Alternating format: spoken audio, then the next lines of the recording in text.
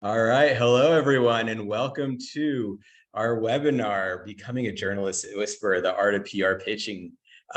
So first of all, Natalie, thank you so much for joining us on Yeah, our webinar today. We're really excited to have you.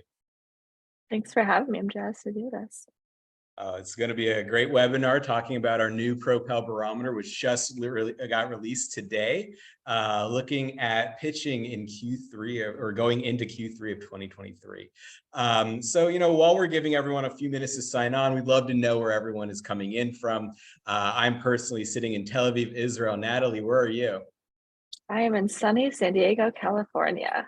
Beautiful. It's Thank great living in a beach town. Very happy I moved out here. Oh, Berlin. Yes. Love it. Amazing. So while we're waiting for more people to join in, we're just going to do a really quick poll. And the question is this week, do you find that pitching during specific hours of the day, early morning, late afternoon, even evening, yields better results in terms of journalist responsiveness? Now, on top of that, we have a nice little QR code at the bottom right there.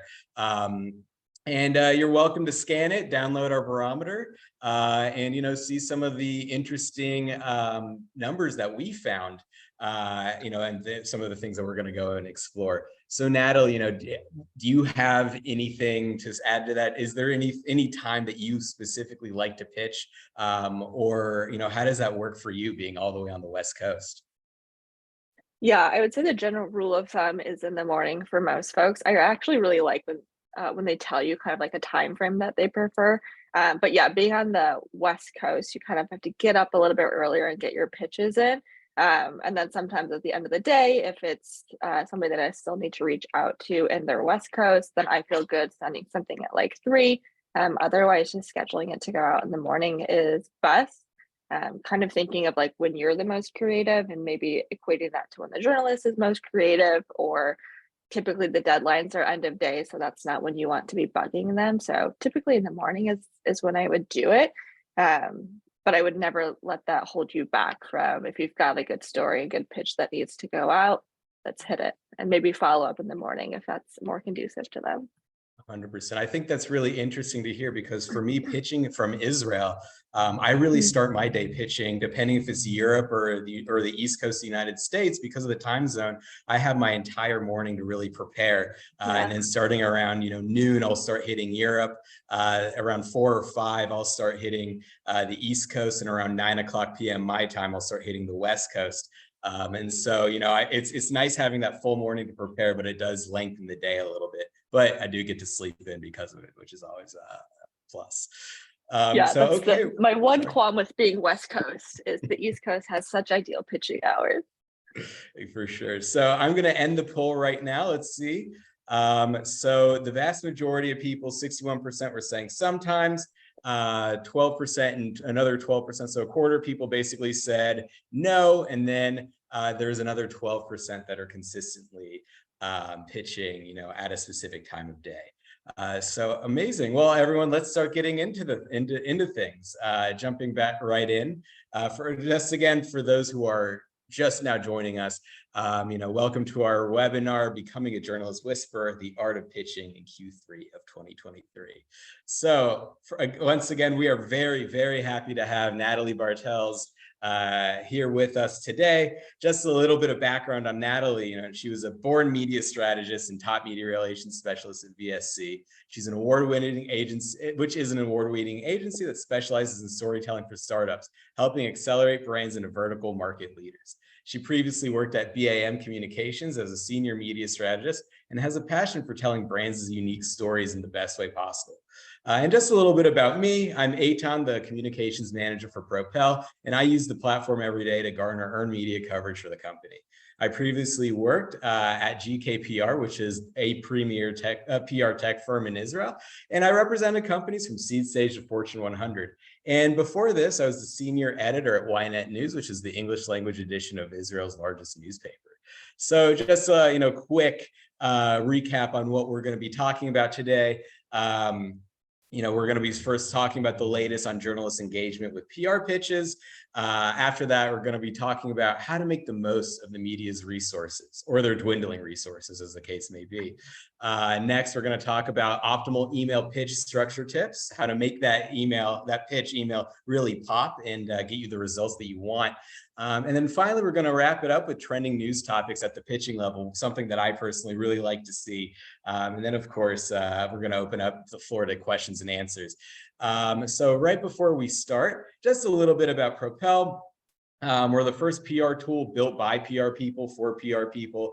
Our CEO, Zach Cutler, founded the company in 2019 after realizing that, in his agency years that he couldn't find the technological tool that really addressed all of his needs. So therefore, he decided to sell his PR firm, and he built the first CRM specifically for PR on the market. Now we're on a mission to democratize and make PR technology accessible for the masses. We've launched a bunch of first-of-a-kind features for PR workflow, insights, and analytics. We have the industry's only native Gmail and Outlook email pitch plugins, and we have a top-of-the-line press and pitch release drafter, along with an AI-powered media list builder. Okay, let's get into the good stuff. So, the very beginning, the latest on journalist engagement with PR pitches. And one of the things that we've been seeing, quarter on quarter, is that journalists' PR responses are just staying down. While journalists have opened an average of 49 and 0.14 of the pitches they received, almost half, in something that is consistent with what we saw last quarter, we did see that journalists are still not opening more than 3%. In fact, they're only opening 2.99%. They couldn't even, we couldn't get past that 3% threshold for the third quarter in a row, 9 months of it being under 3% responses. And, for me, this is a little bit worrying. It seems to me that, that journalists are really, they're really drinking out of a fire hose here. There have been so many journalist layoffs that it seems like they're just not able to get to everything. And it seems like they have to, work with less, which is, work with less people, work with fewer resources. And it seems to me that that's really what's going on here. Now, Natalie, I was wondering, what do these response rates and these open rates tell you about the state of pitching in the media? Got some work to do. Yeah, I think that there's a lot of, with the layoffs, with some of the media companies going under, like you said, there's a lot less resources, and there's still just as many publicists, and there's new companies and new technology all the time. So there's a lot of competing factors. And I think that this always just goes back to making sure that you're pitching the right person, the right story, that it looks engaging. With a almost 50% open rate and a sub 3% response rate, to me, that says maybe the subject lines are getting better. And so we're getting that interest, but maybe missing the mark a little bit more in the pitch. And so I think during the webinar today, we can go over some of the tips to really improve that. But it's very interesting to see such a low number of responses. And I'm sure the publicists on here can feel that. We've all experienced the droughts of media. I like to say it's kind of like the ocean. The waves come in and out, and sometimes the waves are out and you're not getting responses, and it always comes back in. It's so much of a cycle. Yeah, these numbers are so interesting to me. Yeah, I mean, it's interesting to just see, how over the past few years, response rates have just continued to drop. And I was wondering, what is your personal experience with this? How have you been feeling these response rates? Do you feel that these numbers reflect what you're experiencing? And if so, how? They're a little bit lower than I would say my personal stats are. I've actually noticed a little bit more of an uptick in responses that I've been getting. However, I haven't been doing a ton of funding recently. And so I think that some of these more proactive, a little bit more evergreen stories, and making sure that you can find the news hook for it. So maybe it's not a funding or like a really hard news, but you have no data, and finding a way to really tie that into what's happening in the industry right now. Because I feel like a lot of these journalists are maybe doing less profiles on companies. So less of like what the growth is or what the new innovation is, and a lot more listicles or news roundups, and using a lot of these pitches as sources instead. So making sure that when you're pitching a story, it's not just about you and your client and self-serving, but like how does this fit into the ecosystem of the journalist? And like you said, the resources are so much lower now. And so really being mindful of like what's the value add that I'm giving to somebody here. So I think coming at it from that perspective will really help increase those numbers of responses because you're not pitching the story that you want, but you're pitching like what the journalist needs instead. And having that mind switch, I think is really advantageous because at the end of the day, you need the journalist to say yes. And so playing their game and giving what they need will help you win equally versus thinking that just a pitch on like how awesome your company is doing, which that's great and that's fair and that's really cool. But there's just such a difference with what a journalist is covering and needs to cover these days. Yeah, definitely. I mean, I even remember when I was a senior editor and I would be getting, of course, mountains and mountains of pitches. And there were so many that were just advertisements, essentially. It was company propaganda, it was advertisements. I don't care. I mean, I'm Mhm. sitting in Israel, one of the most newsworthy places on planet Earth. And I don't really care about your podunk little startup if it's just going to be something self-serving. Help me out. Mhm. Give me a quote. Tell me something that I don't know. Give me some Mhm. meat so that I could use you as a quote. So I'll be interested in your story. And on top of that, make Yeah. sure that it's something that I actually cover. Make sure that whatever you're pitching me is something that I'm going to have an interest in actually covering. So I think that's something that we need to keep in mind. Is this the person? Is this the journalist beat? Period. Is this even interesting? And how do I make it not be company propaganda? Like that's the biggest thing. Just make in that I've found personally in my experience that even if I include a quote in my pitches as a PR person now, even if I include a quote, but it's relevant and timely and has something to do with the story that's going on in the world, I'm much more likely to not only get a response but also get published than I am Mhm. otherwise. And I was wondering, Natalie, like, have you experimented with just throwing quotes and with just putting quotes into pitches and seeing, how that works?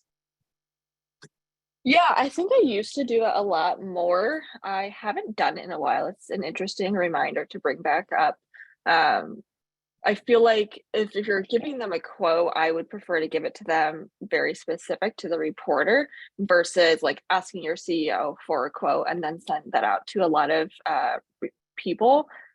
That could be really good if you're doing a news jacking and they have like a really unique perspective on it of just sending it out there. Because I think also as part of the pitches, one of my first pieces of feedback when I'm reviewing it is if there's marketing language in there, it's wrong. Take it out. Like you said, this is not a marketing. And so a lot of times it's like, oh, these are the key messages that the client really wants us to hit. And so you put that in the pitch. And like that's just marketing and it's fluffy. Um, so I like to think of writing the pitch if I didn't even have to name the company. Like, how do I say what the value add of the story is without naming the company? Because then that forces you to not be self serving. I'm not directly answering your quote question because I don't have a good answer for it.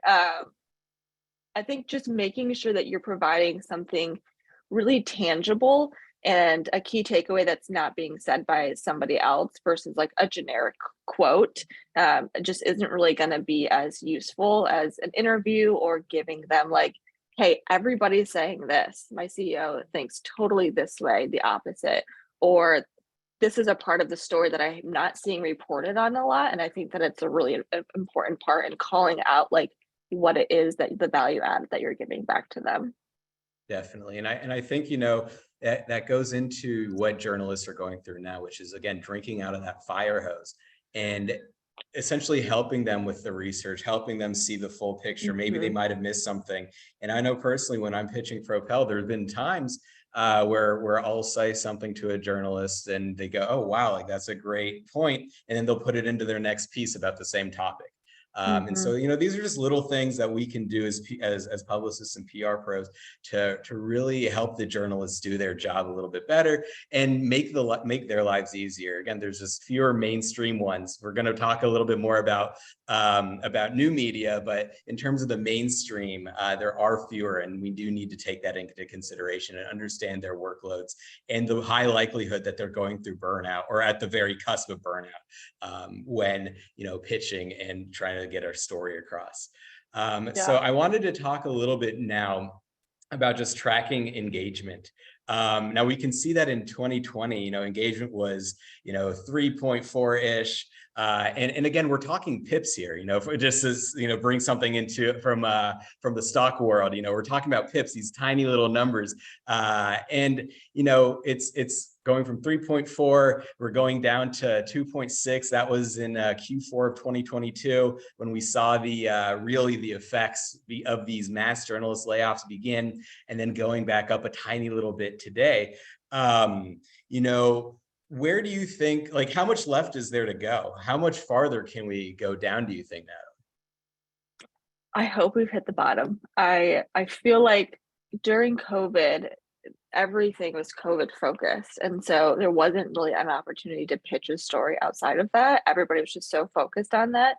And that to me is where I would probably say that the decline is happening. Is journalists still have a job to do, or sorry, publicists, we still have a job to do of getting our clients out there and the news and their stories. And that doesn't stop amidst a global pandemic, but the way that media responds to it is going to.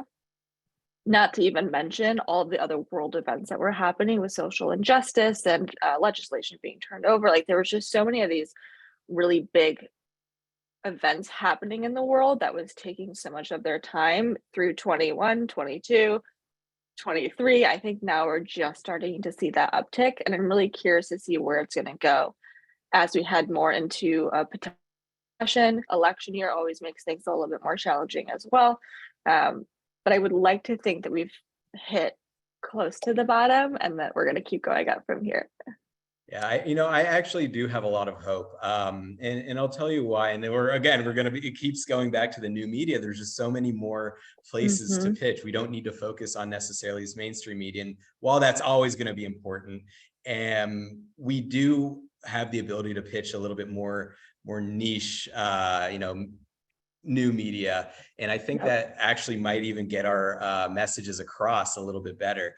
Now, something that I also wanted to bring up, you were talking about all the crises that have been going on since basically 2019. I think it's interesting that Webster added the word permacrisis into the dictionary. That the world is in just a constant state of crisis. Everything seems to be falling apart. And I think that it's going to be, I don't think that it's going to be more difficult, but it's either going to be an obstacle for us or it's going to provide us with a lot more angles from which to pitch from. But one of the things that I think that we as publicists need to really be cognizant of is how to do it in such a way that we're not seen to be taking complete advantage of some horrible thing. Have you ever experienced or seen, not necessarily from your end, but just seen publicists take a catastrophe and try to use it to their advantage and have it work out horribly? Not from you, obviously, because that's not something you do, but have you ever seen those types of horror stories? Oh yeah, on Twitter all of the time. And it's really frustrating, I think, as another publicist to see it, because we're all humans, and to kind of not think through the end result of that and what the journalist is going through if they're responding or writing about a crisis and they're really heads down. Or I know that there was a lot of things when journalists themselves were getting attacked or hurt during reporting, and then people were still pitching of but look at this new D2C brand and how cool it is. And I think you have to be so mindful of that. We're all humans and we're all processing this the same way. And even as publicists, sometimes it's hard to always be online because this perma crisis, which thanks Webster for adding that just seems so sad now. It's ongoing. And I think we all have to be very mindful and respectful of each other and what we're going through, and not using those moments to be advantageous. That's a discussion have here, and I've had many times before, like, when is the right time to do that? Like, I have a company that did drone airspace security, and then there's a lot of drones being used for really bad things, and that was not the right time to like newsjack it, even though it felt like we have the solution to this. Know your time, know your place. Like, your story will stay relevant, but don't use something negative as an opportunity for you to get your story across, unless it's a genuine fit and solution, and in which case your pitch needs to be spectacular and you need to put a lot of time and effort into it. It can't be a generic one, because you don't want that reporter thinking like, oh, of course you're just taking advantage of this. Yeah, and I mean, just as a when I was back in my journalist days, as I'm going to be mentioning a few more times over the course of this webinar, I promise not too many. It was really clear to see when people were doing that, and for me, that automatically, I just put them on I block them. I put them as spam. Wow. And on top of that, you mentioned something really, I think that's really important that kind of brings us over to our next slide. And that's really, making sure that you're being a true resource for the journalist. And it really makes journalists appreciate you. It really makes their jobs a lot easier. And it helps them out to really get the full story. So just, moving on a little bit farther from here. What can be done? What can we be doing? We are trying, we're definitely trying to give people the stories that they're looking for. But these media layoffs that we're seeing are really having an impact on PR results. Just to refresh everyone, because it's been a crazy quarter. We've had BuzzFeed News and Vice News shut down completely. ESPN let go 14 anchors. The LA Times let go a whole bunch of journalists. Business Insider let go 100 journalists. And followed by a strike. Followed by a strike. There's currently a writer's strike. That's more television. But there's also, there was the Business Insider strike as well. Exactly. And so, what is some advice that you would give to PR pros in light of this, this situation, the mainstream media? First is, and again, I always go back to like we talked so much about the relationship between journalists and publicists, and that goes beyond your pitching. If there's ever layoffs, I email every single person at the outlet that I know, and I say, hey, I know today's really hard. Like, I'm just sending you good vibes. Like, I'm there for them without pitching a story. Like, you don't need to add to it. But again, we're humans. And if you got laid off, like, you're going to feel really shitty too. And so just having people really care for you about that. And then when it comes to like the resource side, get creative and finding ways to really help them. Two things that I've actually come across other people doing the last couple of weeks is, one was the journalists wanted to have an interview with the CEO. They couldn't find the time. They still wanted to write. So the publicist actually sat down with the CEO and did like an interview with them with the questions from the journalist, and did a video recording of it and a transcript and sent that to the journalist. So instead of like just responding via email with like the questions, which tend to get a little heavy in like marketing, took the extra step to like do the Q&A with the CEO. And I think that really showed the journalists like, hey, we're invested in this. Like, we want to give you the resources that you have. And then another thing is, the same way that you send your client a prep doc ahead of the interview, send that to the journalist. Like, hey, as a reminder, you're talking to so-and-so today. They're the CEO of this company. Like, this is the topic that we discussed. Like, here's some talking points. Really remind them, so that if they don't have that time to do the prep before, or they're interviewing a lot of sources, it looks better on you as well as a publicist, because then your client feels that the reporter is more prepared for the interview. But I think it's just finding those little ways of like, how can you be that true resource and thinking outside of the box? So if that's like checking in the day before, like, hey, does tomorrow's interview still work for you? We can do Zoom, we can do phone call, etc. Like, just really being mindful with the journalist the same way you are with your clients. Wow, that's a really interesting idea, to also sending a briefing doc to the journalist. I would have never thought to do that. I think, I think that sometimes people that are, publicists, people in PR, forget that, what you've been saying all along, journalists are people too. There's no real reason to be afraid of them. They're not gods. In fact, they're cats. You know, they kind of sometimes might have an ego. They might, you know, you might be a little bit standoffish, but then at the end of the day, they, you know, they're going to come and want some pets. So I think that we should, you know, just remember who we're dealing with on the other side of that email and the other side of that screen if you're doing a Zoom interview. And really just, you know, just keep that in mind at all times. And I think that's, you know, that human to human connection and being able to keep that up is key to being, you know, good at our jobs. So I want to move on to a little bit more about the optimal email pitch structure and some tips about that. So something that we've been seeing, you know, is, and this is actually something that I really like, is there are starting to be more and more shorter pitches. You know, we've found, as you can see on the screen, you know, keep your subject line short, keep the opening paragraph short, keep the pitch body itself short, keep everything short. You know, remember, journalists are getting hundreds and hundreds of emails every single day. And like, you don't really have time to go through all of them, unfortunately. Some do, some make a great effort to do it, and we need to commend them. But I mean, I just remember myself, you know, if I'm in the middle of writing a story, or if I'm in the middle of editing something, and I get 6 emails in the space of 35 seconds, you know, sorry, it might get missed. And, you know, I think that something else that needs to be kept in mind as we're writing our pitches is, how does the pitch itself look? And I'm talking visually. You know, if I see a big block of text, it doesn't matter who you are or what your profession is. You see a big block of text, your eyes are just going to glaze over. You know, who wants to read that?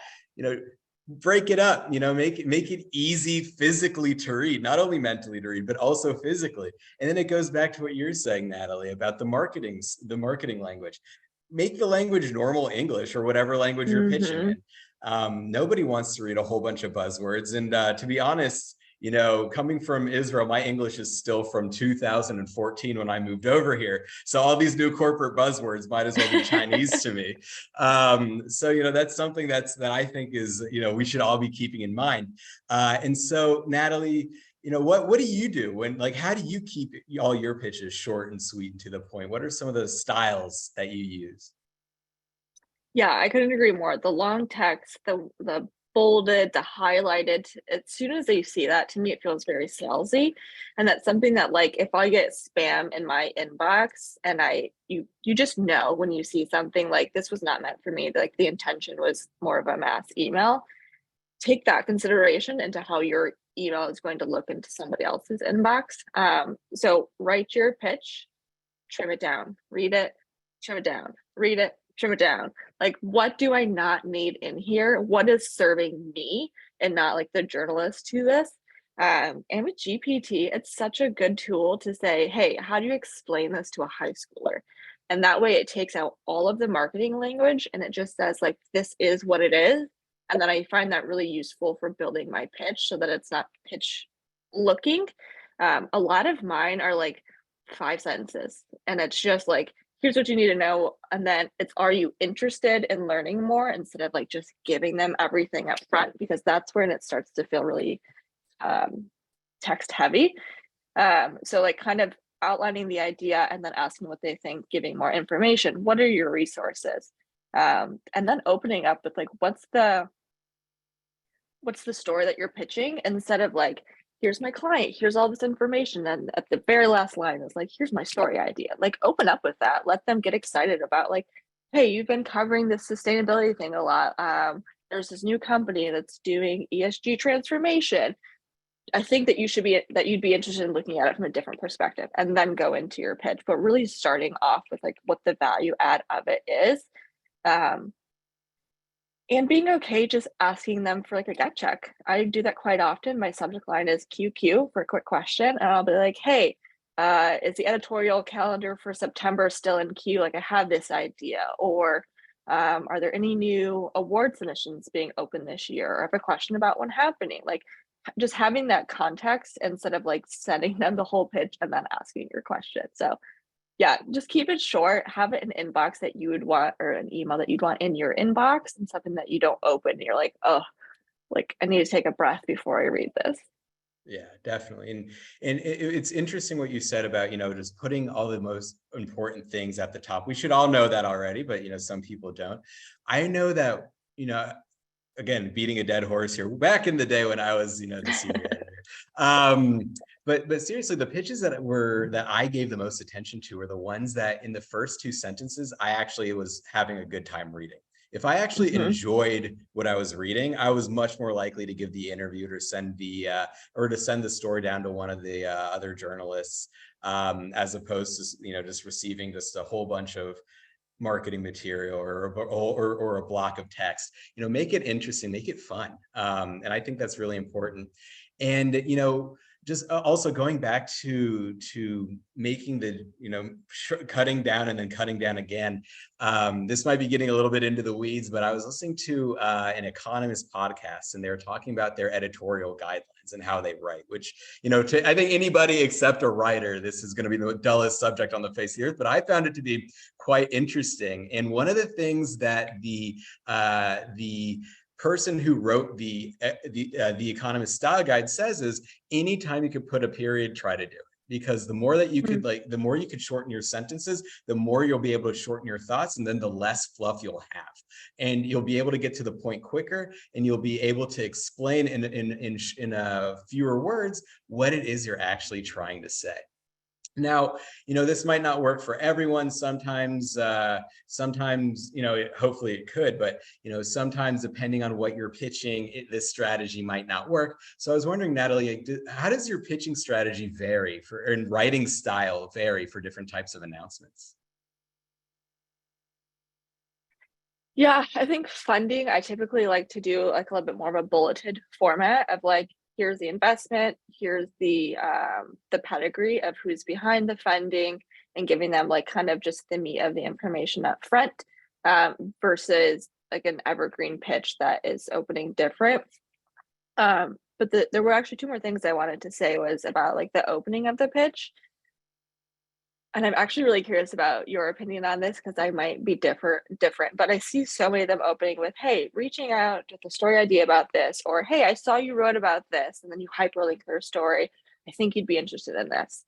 To me, that feels very inauthentic, because I just see so many people doing that, and anybody can go copy an article like, oh, you wrote about Amazon, great, and then hyperlink it and be like, want to talk about distributed warehouses? That just doesn't feel genuine to me. It feels like a lot of wasted space for that intro, because like you said, when you start reading it, you want it to be like interesting and attention grabbing. So like start with your information up front, and then also just recognizing, based on who you're pitching or what you're pitching, you don't need to give them like, here's the problem, people are dying from obesity and there's all these issues with it. Like if they're covering the health and wellness space, like they know, and you're just wasting words and attention on a problem. So I think that feedback of like adding a period is really good, of like, there's an obesity epidemic, period. They know that the stats around it and the issues, and then like getting into the problem solution. But yeah, I think for the structure, to me, the funding is a little bit more bulleted versus like a story. I still try to keep it 4 or 5 sentences. Like, here's the high level of it, and then do you want more information? One of the questions I just caught in the chat was about putting more information under your signature, which I have definitely done before. Like if it's a quote, like we were talking about including of like, here's what I'm thinking, below my signature is a quote if you want to do it for attribution, or putting the full press release down there. I think that that's totally fine, because then it can remove one more touch point for them to say like, yes, this is interesting, send me more information, while managing not sending them like this huge email full of text up front. Yeah. Wait, so you said you had a question. I think I might have missed it. I think you were talking more about how did I react when people were just like throwing links out of previous articles that I wrote. Yeah, does that feel like a good, like, hey, you covered this, so I thought you'd be interested in that? To me, that's just like, I just found something that seems kind of familiar, so I threw it in there.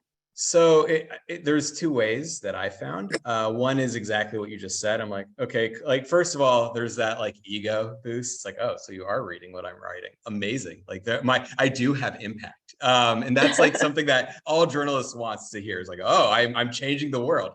But if as I go through the pitch, I'm like, oh, this is kind of just vanilla, then I'm just gonna I'm gonna ignore it. Maybe I'll say no thank you. Maybe that'll give me that impetus to say no. But what I really found intriguing was when someone would write, hey, I saw your story on X. I think that you could have added this angle as well because X, Y, and Z is happening. This is why it's important. And by the way, this is like someone that you can talk to if you want to learn more about it. And then one of two things would happen. I'd say these people have no idea what they're talking about. I'd say, to be honest with you, that happens 60% of the time. But the other 40%, it was, oh, wow, like maybe I did miss something. Maybe there is something here. Maybe, I could continue on with this news cycle with a follow-up story and include them in it because maybe I don't have all the information. So again, it's tricky to do, but I think that if you could not necessarily point out what they missed, but add a corollary and really discuss the piece itself, really, and not just use it as a, hey, I saw you wrote about this, by the way, we do warehouses too, like as in your Amazon example. So that's kind of where I was thinking with that. Now, speaking of Amazon and warehouses and different pitching trends, let's get into a little bit of the news topics and how they were trending at the pitching level. This is my personal favorite part of the barometer because it's always a lot of fun to see what types of verbiage, what types of words are journalists looking for, what subjects are really getting journalists excited and getting us some movement. So of course we just had June. June was Pride Month. Q2 2023 saw Pride festivities all over the world. Here in Tel Aviv, as always, Pride Parade was insane and a whole bunch of fun. How is it down in San Diego, first of all? I think we have the biggest festival in the world. It's this weekend. Oh, wow. Okay. Or the biggest parade. Yeah. So a little late on San Diego's part, but we're not going to judge here. They are. I was at Denver's in June, and it was great too. Oh, I heard Denver's is a lot of fun. So anyway, we're I'm sure a lot of us have been celebrating and or went to some parades or know people that are celebrating. And what we found though is that PR people, of course, we see something happening in the world. We see a major news story like Pride, and we always want to jump on top of it. We want to talk about, are the people we represent are doing this for diversity or this for ESG or what have you. And it is something that journalists want to see. They're getting open rates of 45.26%. Not so bad, not horrible open rates, a little bit under half, but only 1.8% of these pitches are getting any sort of response. That's low. So Natalie, what do you think that this means? Like, why do you think that this number for something so popular is so low? It makes sense to me that it's that low because of the popularity around it, which means whether it's Pride Month, Black History Month, Women in Tech Week, you just latch on to it. The publicists love to have like those little moments. Like July is Disability Pride Month, and so I can see a lot of pitches going around that. I think that while it is an exceptionally important month to recognize, it is also very important to recognize if your company, if your client actually has a spot to be talking about this conversation. If you are a company doing something totally unrelated, your executive, your C-suite, your team is not part of the LGBTQAI plus community, like know your role, I guess is the best way I'm trying to say it. Because so many people are trying to latch on to it that just because your company supports it or you are part of a parade this year, like that's not newsworthy. I imagine the ones that get the most interest and attention is maybe a CEO that identifies as transgender and talking about their journey doing it, because that's something that's like different and unique and a lot of people can learn from. I know the same thing happens with like climate month and like I forget what it's called, like green when everyone's talking about like going green and sustainability and stuff, everybody and their mother is like trying to like throw some story in there and saying like this is how I work or this is how I fit in there. But I think make sure you have a good story, be respectful to the journalists, be respectful to the community and other people, and really like if you have something of value to offer, great, please do that. But I suspect that these response rates are so low because everybody thinks that they have something to say, even if they don't really. Right. No, I totally hear you. And there's a part of me that, kind of worries that there's a little bit of disingenuity out around this. They just want to Mhm. ride the coattails of pride, and journalists can see that from miles away. And I think that, there's been a little bit more, I've noticed this at least this year, surrounding pride. You'll see a company in their English language or US Twitter, for instance, they're on their Twitter logo, they'll change it to a pride color, to the rainbow flag. They'll change their website in English to something in the rainbow. And, as Natalie knows, I speak Arabic a lot. I live in Yafo, in the Arab neighborhood of Tel Aviv. And so like I'm pretty involved in the Arabic language and Arabic culture. And, as someone who consumes Arabic media, I can tell you that, you'll see for BMW in English rainbow pride flag on the logo. In Arabic, it is not there. Same thing with, for instance, in years past, Louis Vuitton. Same thing with Pfizer, with other different companies. And I think, when you're being disingenuous, or when you're not being your full self, you're not going to be really getting that response rate. Now, as someone, and I'm a self-professed Swiftie, I do really like Taylor Swift. Something that I found to be really interesting that we actually saw in our data is that when Taylor Swift, when she was in Chicago, she made a strong statement for LGBT rights. It was genuine. It was something that she said, she spoke from the heart, and it was clear that this was something she truly believed in. And we noticed that from our metrics that she got 10 times the amount of press coverage after that than beforehand. And it just goes to show that, if you're really genuine about, doesn't matter if it's pride or anything else that you're trying to promote, if you're genuine, the world will see it, journalists will see it, people can see it, and it's extremely, and you'll really be able to have a publicist's dream if it's true. Yeah. And I think the same is said internally. Like if you're supporting with your clients' social media, I had a couple ask about posting for Juneteenth. And my response is you have to be actively doing things and supporting the community outside of that one Monday of the year, because that's not genuine to post about. Like, we support the community. No, you don't. If you're actually doing things, and you should be, absolutely. And so I think pushing your clients to make sure, like, if you're going to make a statement that's genuine and that you have action behind it, and that it's not just a publicist writing this generic, like, today we recognize Juneteenth and all of the things, and like that's not authentic. And if it's not something that like your CEO would typically comment on, but the publicist is like, oh, we have to be part of this, like that's just, it's just not. I don't know, it's one of those things that really irks me with a client like wants to do it or something. If it's not genuine, then just don't do it. To me, it's better to not say something in that moment and to start recognizing in yourself, like, I need to take action before I can put this fluff piece up on LinkedIn. Exactly. I 100% agree with you. And just one last thing about this is a really good friend of mine. He's very big in the gay community in Chicago, head of HR for a major company. And, one of the reasons that he decided to work for the company he's working at is because when it comes to pride and when it comes to his community, it's a company that actually gives benefits to same-sex couples. It actually, it'll give everything from paternal leave for same-sex male couple, for gay couples, dual maternity leave for lesbian couples, etc. In addition to, insurance sharing, things like that. And so again, like, not only will you be able to promote this organization a whole lot better if you are truly being genuine, but the people that you're able to hire, that organization is able to hire, will be even better as well.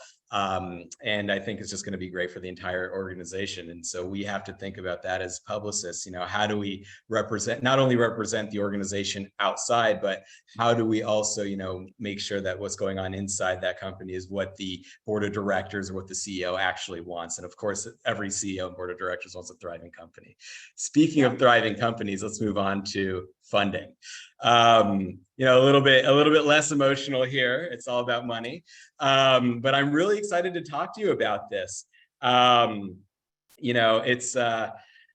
It's something that we've been seeing is really changing. This quarter's numbers for tech funding have been, for us, what we found are insane. We found a 551% increase in pitches mentioning pre-seed and seed rounds compared to Q1 of 2023, but a 70% decrease in response rates. Now, these numbers literally don't make sense. Like 550, we honestly thought that our analytics had broken. We went to our dev team to make sure that our analytics was working. They said it was. So I actually reached out to about 30 journalists who cover funding rounds to ask, what are they seeing on their end? And every single person, more or less, well, not every single person, but the vast majority of these journalists were saying, yeah, I had a gut feeling that something like this was going on, but yeah, these numbers seem more or less correct to us. And so, I was wondering, what do you make of these insane numbers in terms of these funding round pitches? We also saw Series C, like C as in cat, go up by almost 400% as well. But again, a decline in responses by about half. So I'm wondering, why do you think we're seeing such a mismatch in pitches versus response rates? Yeah. You and I have been talking about this for a few days and sharing articles, and I feel like we still haven't gotten to the bottom of it. My best analysis is, again, during COVID, there was a big decline in funding, and then it's been starting to pick up because VCs need to get rid of their money. And so more of it might be going to seed or A, because the way that I think of it is over COVID, typically an A or a B, it was their make or break time. And so they probably are not in the position to raise now, or they raised last year because I needed to get through it. So I see a lot more of that money going to seed and A. And all this is so interesting because there's, I think, a stat like 50% decline of VC money, but a 500% increase of what we're pitching. So to me, that says there's probably a lot more money going into different pockets, and these publicists are trying to get it out there. And I think that this goes back to, again, if you are getting maybe like a $5 million seed round, that's already going to be hard enough to get covered, let alone now. So think about that in context of who's the money coming from? What's the story behind that? What's the story behind the team and the pedigree? Like, why now? Did they leave Apple and Tesla to build this thing? Okay, that makes for a way cooler story than seed company is starting to do X, Y, and Z. I definitely hear. Oh, sorry. Continue. I I know. apologize. I was just gonna say, I think journalists are probably getting a little burnt out on funding and writing funding exclusively. Like when I first started PR, TechCrunch would take any funding exclusive, and now like you really have to work for it. So I think that there's less focus in the VC world on just where's the money going, but who's getting it and why are they getting it. Yeah, I think that's really interesting what you're saying about, make the story of the company the story versus the seed round or the funding round. A few of these journalists I spoke to actually said to me point blank, I won't cover something under $5 million. I won't cover something under $10 million. So I think that also might play a role in it. But again, we all know, and we've all seen that, maybe, and I'm sure a lot of us have felt, really upset about this, but why did X person from TechCrunch or X person from VentureBeat or Crunchbase, why did they cover this tiny little funding round when they wouldn't cover mine and it was double the size? Well, I think it's going back to what you're saying, Natalie, that the pitch was likely a little bit more of a story. It was more of who are the founders? Why is that cool? Why did they start this company? Who's the company itself? Especially in these early stage startups when there's just so much going on with them. But kind of continuing on with this, but zooming out and going more macro, let's talk a little bit more about the economy. And there is a lot of doom and gloom. in the world economy. Let's be real. There's interest rates are going up, inflation high everywhere. But still, it's interesting to see how the biggest economic issues of the day are being pitched. And one thing that we saw that gives us a little bit of hope here at Propel is that there was a 240% increase in pitches mentioning growth. There's also been a substantial decrease in pitches mentioning recession or inflation. And I was wondering, Natalie, what do you think this is? Have you been seeing these types of growth stories overarchingly in your pitching? And what's your relationship to pitching relating to recession or inflation as the year 2023 has gone by? Yeah, my gut instinct says that the growth pitches are coming out of the last 3 years of tumultuous everything and companies wanting to really make a stance about how they've grown over the years, how they've managed their money and kept their runway, if they've added new employees or customers to really show like we've made it through. And that's great. You should definitely be promoting that. I think for recession, I'm not an economist, but I think that Q1 was very heavy about the concerns of the recession. I'm seeing that dip off a little bit. I'm not saying that that means it's not coming, but I think that there's just been a little bit less focus on that. And we haven't been seeing as many of like the job reports and stuff pointing to more of that recession. And also in my space, so this is probably taints the way that I see things. I'm not so much in like the economy side of things. I'm very much like early tech. And so a lot of my clients aren't really in that recession economic space. The closest I really get is if there's a consumer product and we're looking at like pricing and launching that, like is now the time to be suggesting that people should be buying this Apple VR headset and spending $3,000 on it. Like where does your money really need to be going? Right. That's really interesting. And, speaking of, I'm happy that you mentioned the Apple VR headset because I'm just going to go on to the next set. Talk a little bit about tech. Apple coming out with its $3,000 headset and nobody really knows how it's going to be used. And I think that they're just putting it out in the world so that people could figure out how to use it. But of course, beyond Apple, the biggest tech story has been and is staying the rise of generative AI. And actually, Wall Street Journal recently wrote an article describing how this advancement is really helping to buoy the entire tech industry in terms of funding, in terms of hope, and I think hope is the key word there. And it seems that journalists really are hungry for these kinds of stories. We notice that pitches mentioning AI only receive a 1.26% response rate, nothing. But then if you're mentioning generative AI and generative AI technologies, you're seeing an 11.47% response rate. And so I was wondering, have you noticed, Natalie, anything about generative AI? Like, has that affected your pitching at all? Yeah, I've seen a really big increase in it with my clients who are actually doing generative AI. I think that 1% to 11% difference is probably, as publicists love to do, AI is the buzzword, so you just slap it on everything that you're doing. Where I think a company doing generative AI, you really have to show like, what does that mean? It's not language learning models, it's generative AI, which is its own thing. And so knowing that you have a team actually building that and talking about like, what is the advancements helping you with this? And I've seen a lot of success around generative AI, regardless of the industry, which I think is really interesting right now. It's in climate tech, it's in prop tech, it's in EV battery development, a ton more places than that. But I think it's really this new buzzword that's catching on. And something that I had mentioned to you in one of our other conversations was I actually have a client that's been doing AI for more than 5 years.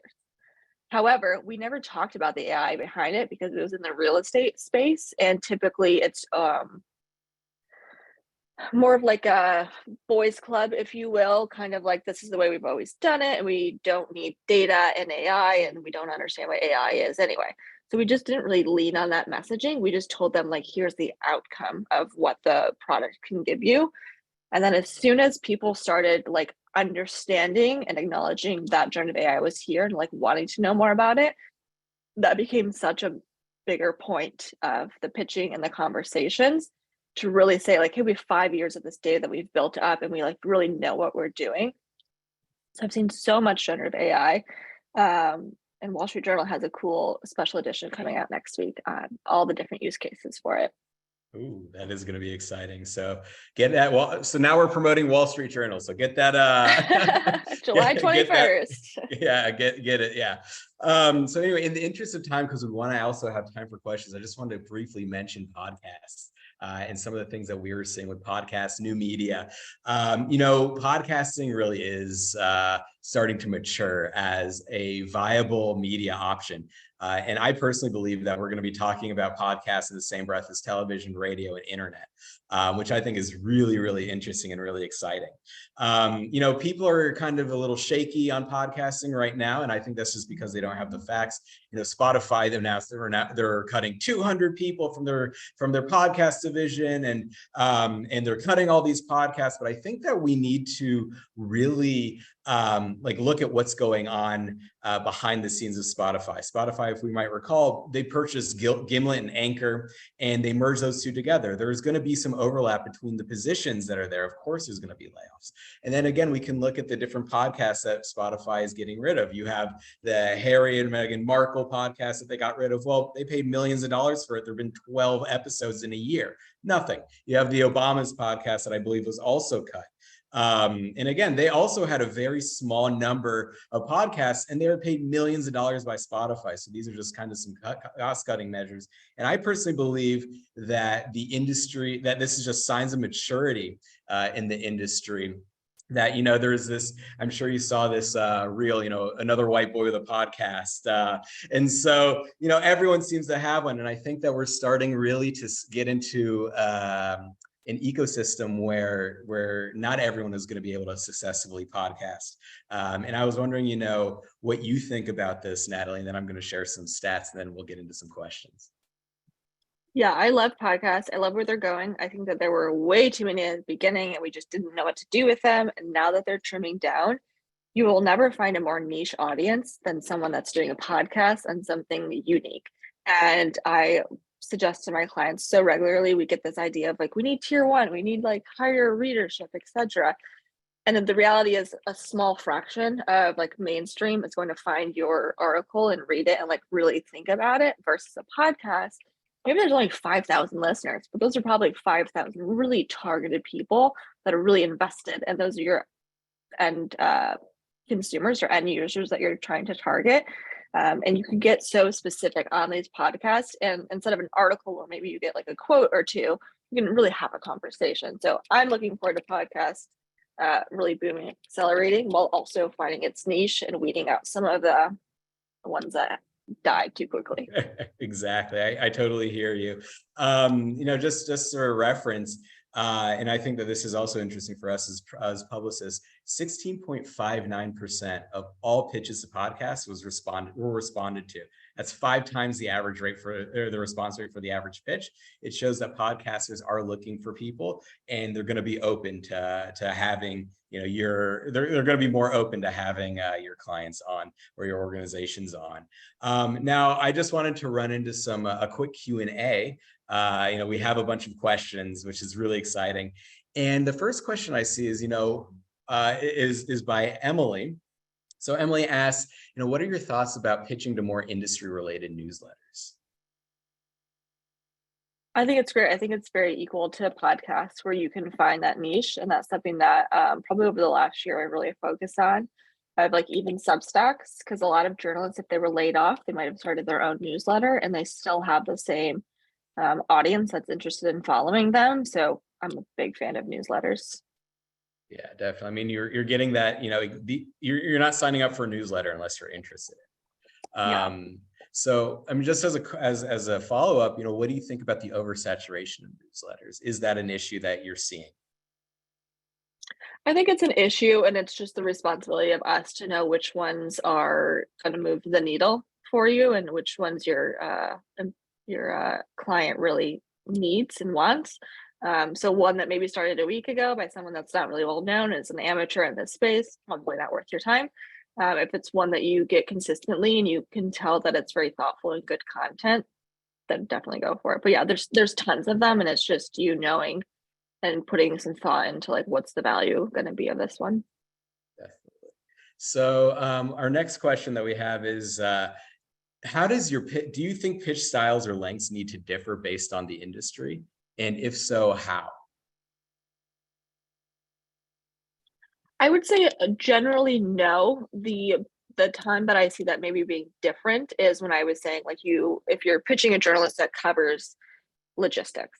If you're pitching them as a trade, they don't need all that background, so it's probably going to be a little bit shorter. If you're pitching like more of a general style mainstream reporter, they might need a little bit more of like the why behind the industry. So that's maybe like one more line of some data or what's happening. But other than that, I think your pitches should stay like go for 5 sentences, make it short and sweet, and then go from there. Definitely. I mean, just as again, senior editor over here, former senior editor, I could tell you that it didn't matter if someone's pitching me about the newest military technology, about agronomics in Israel, if it was about, economics, whatever. If it was short, sweet, and interesting, I was more likely to start reading it. And either send it to someone else to do, or I would do it myself. And then we're going to come to our final question. When we were talking a little bit earlier about giving a quote in the pitch, and this person asked, does the quote need to be exclusive to the particular journalist you're pitching? It can be. If you have the time to really target it and to get an exclusive quote from your CEO that you're not going to send anywhere else, and that's you're only pitching Paul at the Wall Street Journal, then you can do that. I don't typically see the quotes being used often enough that I personally would use my CEO's time to pick one and just really hope that sticks. And if it is exclusive, then make sure you tell the journalist that up front of like, hey, this is exclusive to you. Like, I'm not sending this anywhere else. But I don't see it really being a big game-changing thing to add there. And I think part 2 of that, they had asked, would you put the press release, your signature, a link, or attaching it? I copy and paste the text and put all of that under my signature, and then I'll also attach it. Some outlets don't let you open attachments on the other side, or maybe they don't have Microsoft or PDF accessibility. So just putting it under your signature, the entire thing, I found useful. Oh, awesome. Sorry, someone is trying to open my door. So I think we're going to have to cut it out here. In any case, Natalie, thank you so much for coming on. We really appreciate it. Natalie, if you have anything you'd like to promote, any way that we could follow you, Twitter, threads, email, anything like that, just, let us know. Sure. Yeah. You can email me at natalieb@bsc.co. BSC is our agency. We are always looking for brilliant minds and new hires. You can always message me about anything. Find me on LinkedIn. I'm not on Threads yet. TBD if I'm going to feel I haven't decided yet. Amazing. Me too. I'm a little bit up in the air. I want to see who else is going to be joining and how much staying power there really is. Anyway, you can follow us as well. My name is Eitan Goldstein. You could email me at Eitan, EITAN, @propelmypr.com for any questions. Follow me on Twitter as well. Not yet Threads. One day we'll see how it goes. Natalie, thank you again so much for coming on. We really appreciate it. My pleasure. All right. Have a good one, everyone. Depending on where you are in the world, have a great morning, afternoon, or evening. Appreciate it, everybody. All right. Bye.